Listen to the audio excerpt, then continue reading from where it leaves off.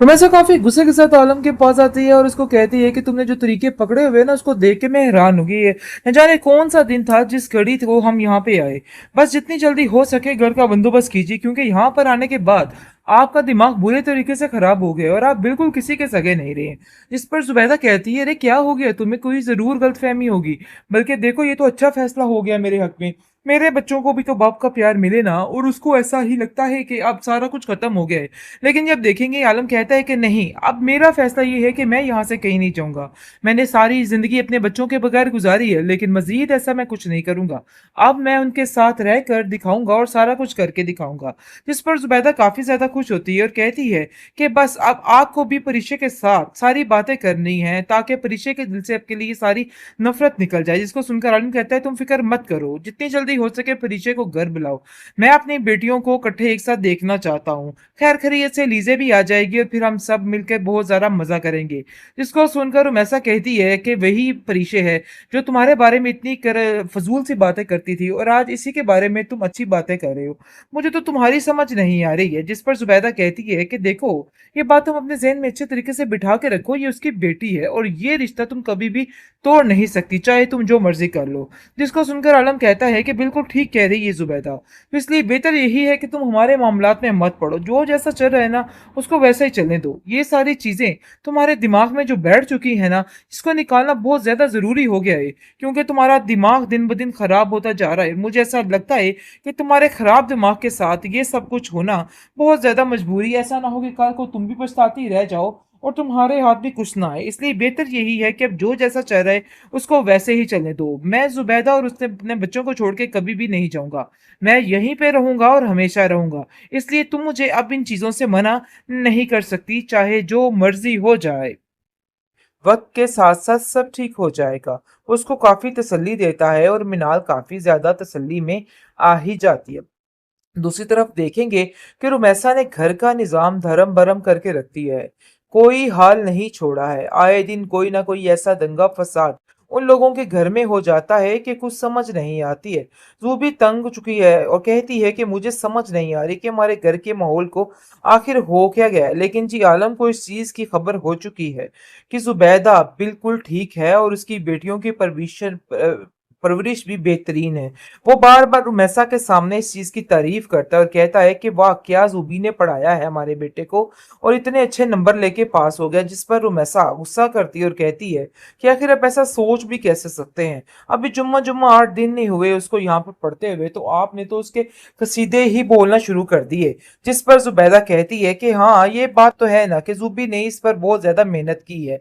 लेकिन वो मुस्कुरा कर इसकी बात को इग्नोर कर देती है। उनको पता है कि ये पागल है और इसके सामने बीन बजाने का कोई फायदा नहीं है। हर एक बात पर गलत बयानी, हर एक बात पर दंगा फसाद इस औरत की बात और जिद बन चुकी है। आप देखेंगे जी, दूसरी तरफ काफी ज्यादा जुबैदा खुश है अपनी बेटी के लिए, क्योंकि उसकी तालीम मुकम्मल होने जा रही है और इस चीज़ के लिए वो काफ़ी ज़्यादा खुश है। और बरसों की जो उसकी सारी टेंशन थी वो सारी खुशियों में बदलने वाली है। लेकिन ये चीज़ रुमैसा को बिल्कुल भी बर्दाश्त नहीं होगी और वो ऐसी ऐसी प्लानिंग करने लग जाती है कि कोई हाल नहीं। जुबैदा कहती है कि देखो, इस तरह के कामों में दूर ही रहो। तुम मेरी बेटियों की खुशियों के दरमियान आई तो मैं तुम्हें कभी भी माफ नहीं करूंगी। ये बात तुम अपने जहन में अच्छे तरीके से बिठा के रखना। रूबी कहती है कि आपको इसकी वजह से परेशान होने की जरूरत नहीं है। बहरहाल हमारे इनके साथ फासला होना ही जरूरी है। जबकि ये औरत इस घर में आई है, हमारे घर में सिवाय लड़ाई के और कोई भी काम नहीं होता है। आखिरकार अनाया ने यान को मना ही लिया है और वो भी इसके हत्थी चढ़ ही गया है। मतलब ये है कि वो भी राजी हो गया है और अनाया से कहता है कि अगर तुम्हें कोई मसला नहीं है तो मुझे भी कोई मसला नहीं है। जिसको सुनकर अनाया काफी ज्यादा खुश हो जाती है और कहती है कि बस ठीक है, फिर बात हुई डन। मतलब ये है कि वो अब इस बारे में बात करेगी जाकर अपने घर वालों से। उसे यकीन है कि वो जरूर मान जाएंगे। लेकिन उसका मकसद इन सब चीजों के पीछे कुछ और ही है। वो कुछ और ही करना चाह रही है। इस चीज का अंदाजा अयान को भी नहीं है कि अनाया किस कदर डेंजरस लड़की है और अपने फायदे के लिए कुछ भी कर सकती है। क्योंकि सगी तो वो किसी की भी नहीं, लेकिन अयान को सिर्फ अपने मकसद के असूल के लिए इस्तेमाल कर रही है। इस चीज का उसको अंदाजा नहीं है। आप देखेंगे कि टाकरा हो जाता है फिर दोबारा से अयान का और परिशे का, जिसको देखकर परिशे काफ़ी हैरान हो जाती है। और ये सारा किया धरा जो है ना वो सिर्फ़ और सिर्फ़ अनाया का है।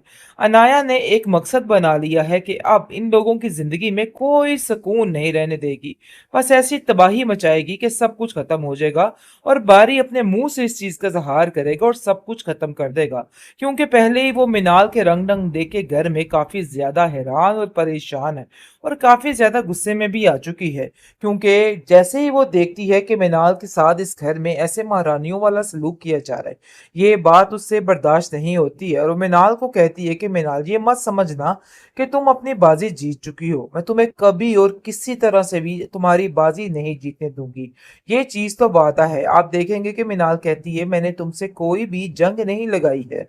तुम अगर ऐसा सोच रही हो मेरे बारे में तो प्लीज़ अपने दिल से ये सारी बातें निकाल दो। मेरे दिल में तुम्हारे लिए ऐसा कुछ भी नहीं है।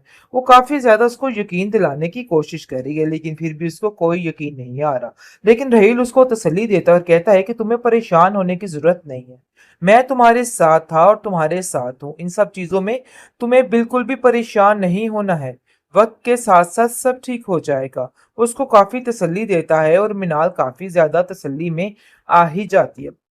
दूसरी तरफ देखेंगे कि रुमैसा ने घर का निज़ाम धर्म-भरम करके रख दिया है। कोई हाल नहीं छोड़ा है। आए दिन कोई ना कोई ऐसा दंगा-फ़साद उन लोगों के घर में हो जाता है कि कुछ समझ नहीं आती है। रूबी तंग हो चुकी है और कहती है कि मुझे समझ नहीं आ रही कि हमारे घर के माहौल को आखिर हो क्या गया है। लेकिन जी आलम को इस चीज़ की खबर हो चुकी है कि ज़ुबैदा बिल्कुल ठीक है और उसकी बेटियों की परवरिश भी बेहतरीन है।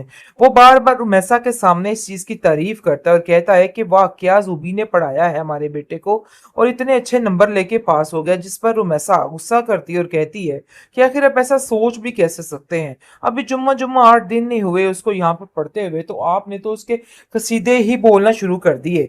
जिस पर ज़ुबैदा कहती है कि हाँ, ये बात तो है ना कि ज़ुबी ने इस पर बहुत ज़्यादा मेहनत की है। लेकिन वो मुस्कुरा कर इसकी बात को इग्नोर कर देती है। उनको पता है कि ये पागल है और इसके सामने बीन बजाने का कोई फ़ायदा नहीं है। हर एक बात पर गलत बयानी, हर एक बात पर दंगा-फ़साद इस औरत की बात और ज़िद बन चुकी है। आप देखेंगे जी दूसरी तरफ काफ़ी ज़्यादा ज़ुबैदा खुश है अपनी बेटी के लिए क्योंकि उसकी तालीम मुकम्मल होने जा रही है और इस चीज़ के लिए वो काफ़ी ज़्यादा खुश है और बरसों की जो उसकी सारी टेंशन थी वो सारी खुशियों में बदलने वाली है। लेकिन ये चीज़ रुमैसा को बिल्कुल भी बर्दाश्त नहीं होगी और वो ऐसी-ऐसी प्लानिंग करने लग जाती है कि कोई हाल नहीं। ज़ुबैदा कहती है कि देखो, इस तरह के कामों में दूर ही रहो। तुम मेरी बेटियों की खुशियों के दरमियान आई तो मैं तुम्हें कभी भी माफ़ नहीं करूँगी। ये बात तुम अपने ज़हन में अच्छे तरीके से बिठा के रखना। रूबी कहती है कि आपको इसकी वजह से परेशान होने की ज़रूरत नहीं है। बहरहाल हमारे इनके साथ फ़ासला होना ही ज़रूरी है। जबकि ये औरत इस घर में आई है, हमारे घर में सिवाय लड़ाई के और कोई भी काम नहीं होता है।